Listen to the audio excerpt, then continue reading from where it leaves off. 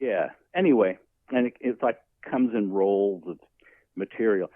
I remember the sensation before I could get out of the crib and walk. I remember being able to move my crib across the room by scooting against the rail of it, holding onto the wooden bars.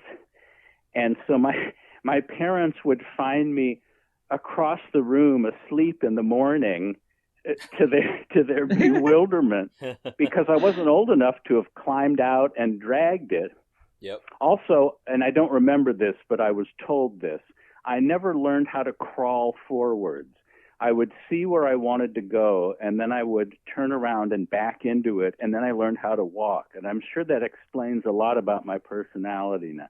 But I do remember the sensation of scooting, the inertia, scooting across the floor. That's cool. Fantastic. That's pretty early. Yeah, that's very. Yeah, that's really. I couldn't have been more amazing. than 17 then.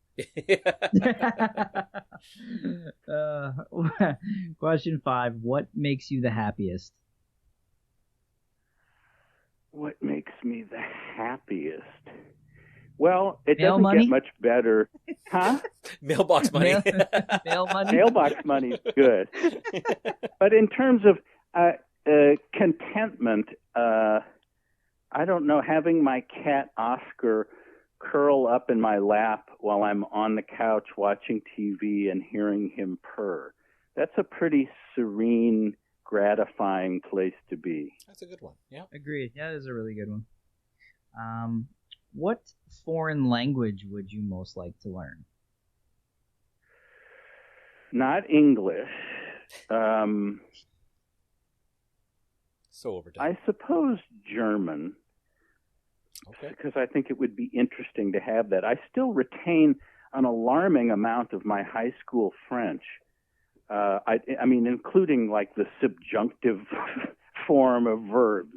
It doesn't get much chance to get used, especially in California, where there's such a large Hispanic population. But I retained a lot of high school French, which did come in handy when I finally went to France in the early 80s. But You'll I have guess to as come a up and companion visit us language. then. Right. I retain Quebec. I retain the trauma of not being allowed to go to the bathroom because I couldn't ask for it in French. Oh, dear. Yeah, it was horrible. Well, now you bring up another memory, which isn't about French, but I remember in 5th grade, Mr. Bradley's class, he said, "Does anyone want to go to the lavatory?" And I had never heard that word before. And I thought he was saying laboratory. And I thought there was some place at Collier Street Elementary School where you could go in and men in white coats were pouring liquids from one test tube to another. And so I impatiently raised my hand and went with the other kids and was so disappointed that it was a bathroom. Here, wait a minute. I know how these test tube works. These are not the liquids I was expecting. I also had a life-changing moment in Mr. Bradley's class. Every Monday, he would give us our spelling list, and then Thursday would be the practice test, and Friday, the final test. So Monday, he was giving us our words, and he said, the next word is gnat, K-N-A-T. And I raised my hand. I said, "Excuse me, Mr. Bradley, but gnat is G-N-A-T. And he looked down from what seemed like 100 feet up and said, "I think I'm in a better position to know how to spell these words than you are, Steve." And I said, "I'll bet you $1." Now, this is in front of 35 fifth graders. "I'll bet you $1 I'm right." And he's on the spot. He said, I can't bet you $1. I said, "How about a penny?" He said, "All right, a penny." And he went and got the dictionary, and lo and behold, I was right, and he gave me a penny and probably took a long pull on a bottle of Cutty Sark that night. That this 10-year-old kid, but, you know, like in A Wonderful Life, just think if I hadn't been in class that day, all those kids would have mislearned how to spell gnat. So that's my contribution to society and popular culture. I would imagine he'd pull a swig of Cutty Shark to realize that he sucks as a teacher. He's wasted his life. Well, a kid beat me out of a penny because I gave him the wrong spelling. Why wake up tomorrow? Exactly. What am I doing with my life? Oh, that's great. Thanks. What? Question 7. What has been your favorite decade to live in? Oh, that's tough because there have been good and bad things in all of them. Man, I can't. There isn't a decade that just comes to mind.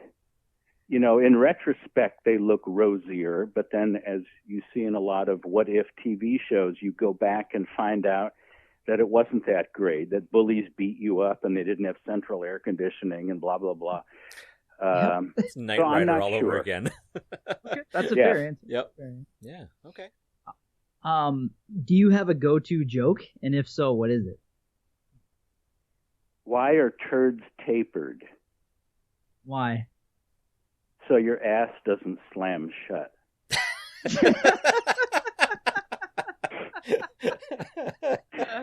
That was the first. You know, the thing is, the truth is, I don't have a go-to joke. People assume because I've written comedy and because humor is such a large part of my life that I tell a lot of jokes, but I don't, because I find jokes per se contrived. The whole idea that, you know, well, there's a boy named Billy P on the wall, and it's like you stop there and say, no, there isn't, and there never will be. So I just try to say clever things in the course of conversations rather than, so a nun and a midget and a dead mule are in a truck. No, they aren't. They never will be. But that other one was kind of brief and the worst porn ever. Amusing. Yes. So it is genuinely funny. You know, Yes. People who say, well, you know, scatological humor is just the shock value and all that. And it's like, no, that one is actually clever. So I don't mind telling it. It's totally good. Yeah, that was good. That's great. What was the first movie that ever made you cry? I think The Three Lives of Thomasina was a Disney film with Karen Dotrice, who was the little girl in Mary Poppins, and Patrick McGoohan, who ended up being in The Prisoner and other stuff. Mm-hmm. Because at the time, my childhood cat had run away, and I was super sensitive to anything about cats. And so this whole movie is all about this cat that ends up going from one household to another. And it really bummed me out, understandably. Okay. Yeah, for sure. That's fair. Question 10. Do you believe in aliens? In aliens? Yeah. Yeah. Well, for me, Canadians would... Oh, you mean from outer space? Here's my thinking on aliens. I think it is the height of arrogance to think that we are the only life in the universe. I mean, the odds of that seem infinitesimal. I think it's so ridiculous for people to think we're it, and there's just nothing but noxious gases and barren rock and all that.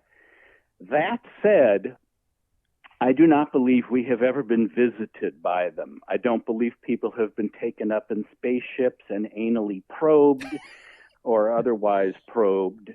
I don't. I think flying saucers are the result of any number of either mistaking something for a flying saucer or an unbalanced person saying, I know that's what it was. I saw it and went across the sky and it did 3 loop-de-loops and then it hovered over me and I felt warm. And so, yes, I believe in them. No, I don't think they are among us. No, I think you know what? that's kind of where I stand as well. Yeah, I mean, I can't. I couldn't have said the first part better myself. I truly believe that we it would be way too arrogant to think that we are the only sentient life in this galaxy. The second part, though, I'm still a little undecided. I had this really weird thing when I was in college. I went to bed. I felt fine. I woke up the next day and I could barely walk. Your and asshole hurt. No. I could barely walk, and there was this like pain through my left leg. I went up to my parents' house because my dad was a trauma doctor in the military, and I showed him where the pain was, and he took a scalpel and cut in, and he pulled out a length of very odd metal that was in my heel. There was no entry wound. There just suddenly was a piece of metal in my heel. Is that a true story? It's a true story. Wow. It was really weird. I was totally But what fine. kind of metal was it, and what did it come from? Well, I don't know.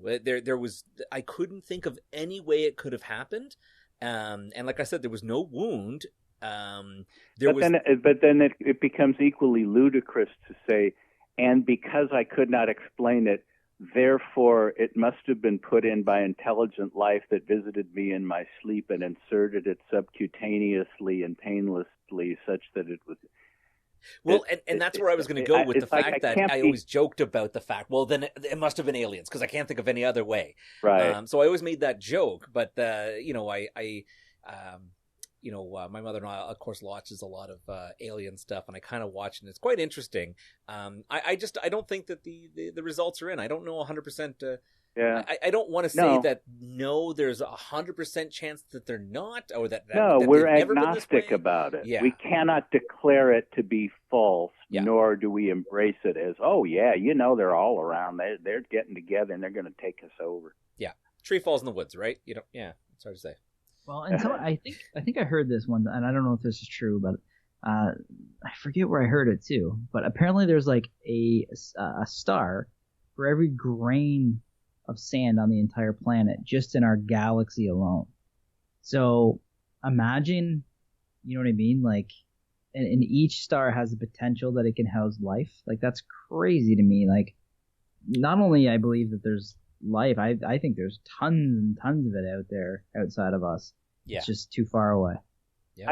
I don't see how there couldn't be. Yeah. I'm not a believer in God. Again, I'm agnostic, leaning towards the atheistic. Mm-hmm. So the idea that like God put us here to rule over the animals and rule over the land, and a pretty shitty job we're doing of that.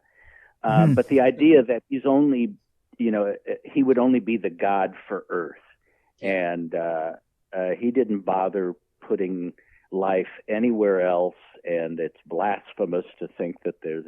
No, I think it's kind of silly to think that in the whole universe there isn't life elsewhere. But I'm undecided and skeptical about whether they've zoomed down here and observed us. So it's true. I think it'd be kind of either funny or boring. It's hard to say. Well, yeah. You never know. If people are switching to another podcast, then there's your answer. Right. Damn it. Walked right into that. All right, Matt, what's the next one? Question 11. How would you spend $100 million? We're only on 11? I would like to think that I would be generous enough to put large amounts of it to use in charitable ways rather than selfish ways. I've never had the ambition of being fabulously wealthy so much as just wanting freedom from worry about bills and rent and that sort of thing. So I think if I had a really nice house and surroundings and lived comfortably, I would also indulge my interest in I've collected all sorts of things since I was a kid, fossils and Greek and Roman artifacts and autographs and different things. So a lot of the things that I see getting auctioned off, I would think, wow, I could get that T-Rex skull and for myself. I was going to say Steve's buying a dinosaur. Huh? I was going to say Steve's buying a dinosaur. Yeah.